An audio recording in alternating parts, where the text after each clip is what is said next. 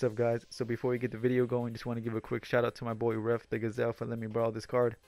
To be honest, I never thought I was going to get to play with this card again, because I did do his set, but I sold that card immediately. I only got to play one game with him, so it was good to get him back and see what all the fuss was about. To wanted to see if he could live up to that 99 overall rating. So here we go, man. 99 Odell.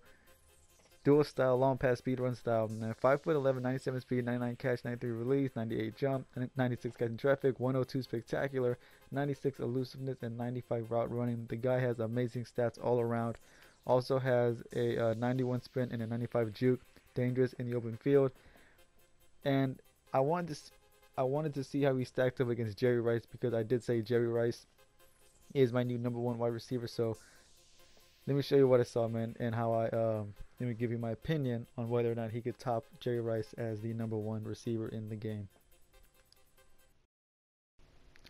Alright, the 99 Odell Beckham, the highest rated wide receiver in the game. When I got him, a lot of guys, and I mean a lot of guys, were leaving comments saying that they have him on their team and they were disappointed with how he played. They never specified what part of his game was disappointing, so I had to go find out for myself what they were talking about.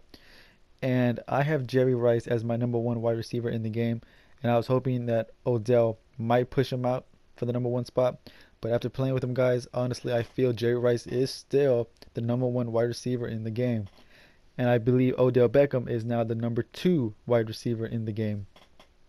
And that is because his he has, without a doubt, a great clutch rating, even though I'm not sure if we can see it, but if there was a clutch rating, he would definitely have it. It's almost like he didn't perform as well on 1st and 2nd down as he did on 3rd and 4th down. That is something I noticed. Not sure what that was about.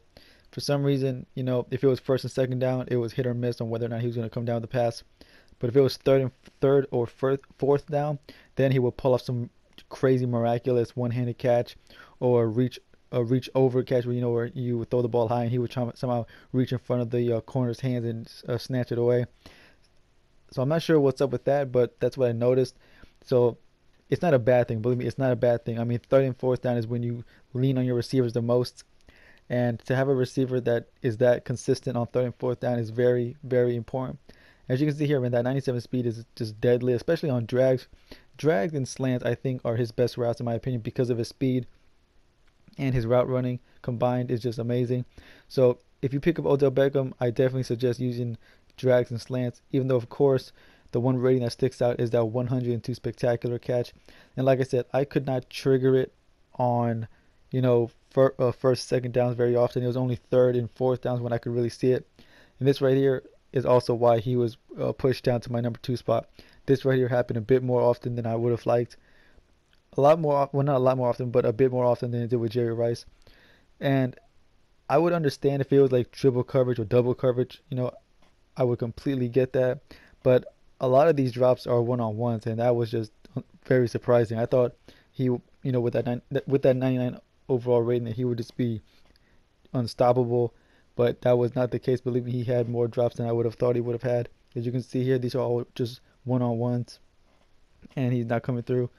And, like I said, it's not something that I expect him to come down with every single time, but I was hoping at least more. Like, if I threw it to him 10 times, man, deep, I would hope he would come down with at least 8 out of 10, but that was not the case. And this right here, his run blocking was just terrible, man. Do not throw to him. I mean, depend on him on the run game. It did not matter if it was a corner or safety or whoever. The guy cannot run block to save his life. So if you're going to run the ball in his direction, make sure you sub him out or something. I do not recommend running the ball with him blocking. As far as everything else goes, man, his route running, like I said, drag, slants, post, corners, curls, whatever, he can run them very, very crisp. If you throw the ball high, he will jump up and get it. But speaking of that, the height thing is one of the things I said that was holding him back, that I felt. And like I said, if he had like Vincent Jackson's height, or Jordy Nelson, or Kelvin Benjamin, a 6'5", 6'4", I would throw the ball deep to him more often. I feel he would be even more effective. This right here is what I'm talking about, throwing the ball deep to him. Those like that right there, that spectacular catch, that was something I would hope I would see a lot. I did see it a lot, of course, but not as much as I would have thought. I feel these right here, Jerry Rice performed even better. Not necessarily the spectacular part, just jumping up, catching, and coming back down with it. And the thing is, I don't care how you come down with it, whether it's a one-handed catch, two-handed catch. I do not care. I just want you to complete the pass. And that was something I feel Jerry Rice was better at. But like I said, not taking away anything from Odell, he's definitely the number two wide receiver in the game. Check him out if you get the chance.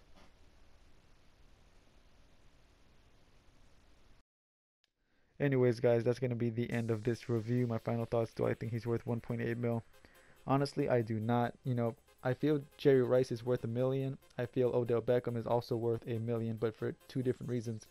Jerry Rice seemed to come down with the deep pass, or any pass for that matter, more often than Odell Beckham, which was a little surprising. I thought they would come down with the ball about as even as each other, but I do feel, in my opinion, I cannot stress that enough, in my opinion, I feel Jerry Rice was a bit more effective. Obviously, I feel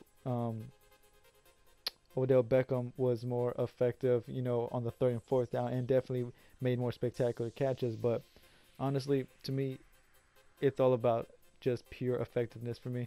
I really don't care how you catch the ball, whether it's a spectacular one-handed or his signature one-handed, lean back and catch it, or just jump up and one-handed.